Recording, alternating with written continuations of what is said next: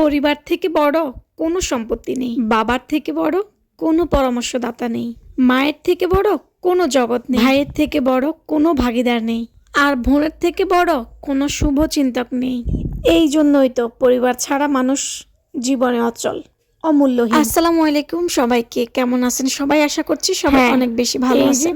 আজকে পরিবারের সবাই একসাথে বড় বড় হাঁড়ি পাতিলে রান্না বান্না হচ্ছে। ভাই বোন ভাগিনা ভাগ্নি সবাই যখন একসাথে হয়, এই আনন্দটা পৃথিবীর অন্য কোনো আনন্দের সাথে কোনো তুলনা হয় না। এটাতে আল্লাহর একটা রহমত, এটাই হচ্ছে ভালোবাসা। ডিসেম্বর জানুয়ারি এমনিতেই ছুটির মাস, তার উপরে একদিন অন্তত আমাদের বছরে একটা দিন ডিসেম্বর মাসেতে একদম সুন্দর পিকনিক টাইপ। ডিসেম্বর মাসে অলরেডি সবাই আসছিল, অনেক মজা হই হুল্লোড় হয়েছে। আর আজকে আসার কারণ হচ্ছে হঠাৎ করে মাটা খুব অসুস্থ হয়ে গেছে।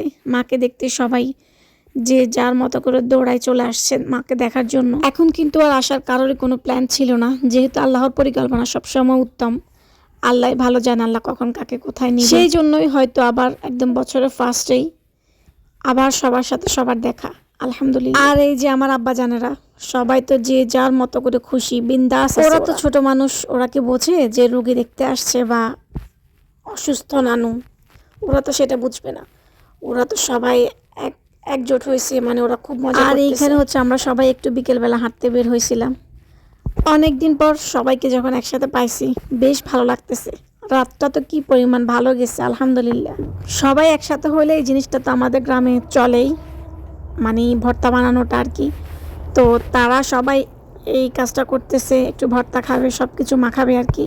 আর এইখানে আমাদের বেবিগুলো মাশাআল্লাহ জমিনে খেলতেছে, অনেক রকমের খেলাধুলাগুলো হয় না, ওরা সেটাই খেলতেছে। ওরা যে কত পরিমাণে খুশি, এই খুশি মানে কোটি টাকা দিয়ে কেনা যাবে। সকালে আসছিল সবাই ভাবতেছিল যে না বিকেলে চলে যাবে, কিন্তু না, হঠাৎ করে প্ল্যান চেঞ্জ হয়ে গেছে। বলতেছি মানে আমরা সবাই প্ল্যান করছি যে রাতটা থাকো সবাই মিলে একসাথে, খুব ভালো লাগবে। এইটা শুনে তো ওদের খুশির আর শেষ নেই। এই যে এখানে গোটা একটা জেনারেশন, আরো দু একজন বাড়িতে আছে, সবাই আসে নাই। ওরা কি পরিমাণে খুশি দেখেন। একটা দিন হয়তো তারাও বড় হয়ে যাবে, তারাও এই দিনগুলো খুব মিস করবে, যেমন আমরা এখন করি। বড়রা অনেক শান্তশিষ্টভাবে আমরা রাত গল্প করতেছিলাম, অনেক মজা করছি। আপনারাই ভাবেন এতগুলো বাচ্চা যখন একসাথে হয় তখন ঘরের অবস্থাটা কি হয়, কি পরিমাণ কি হয়, কেমন। এখানের এই চিল্লাচিল্লিগুলো যদি আপনাদেরকে একটু মানে শুনাইতে পারতাম তাহলে বুঝতে পারতেন বর্তমানে আমাদের ঘরের অবস্থাটা কি ছিল। ভালোবেসে থাকতে বলছিলাম, সবাই মিলে থাকবো। ওরে আল্লাহ রে, এতগুলা বাচ্চা, মাশাল্লাহ মাশাল্লাহ। পারতেছিল না, ঘরটাকে একদম পুকুরে ফেলে দিবে, আবার সেখান থেকে আবার ঘরের জায়গা। বিশেষ করে সোফার কাভারে যে ওরা কি পায় আল্লাহ ভালো জানে, কোত্থেকে কই নিয়ে আসে। আচ্ছা আপনাদের বাচ্চাগুলো ওকে সোফার কাভার নিয়ে খেলে এরকম একটু জানাবেন। যাই হোক, সকাল তো হয়ে গেছে, এইবার যে যার মতো করে চলে যাবে। আর এইখানে সবাই নাস্তা করতেছে, সবাই একসাথে খাবে।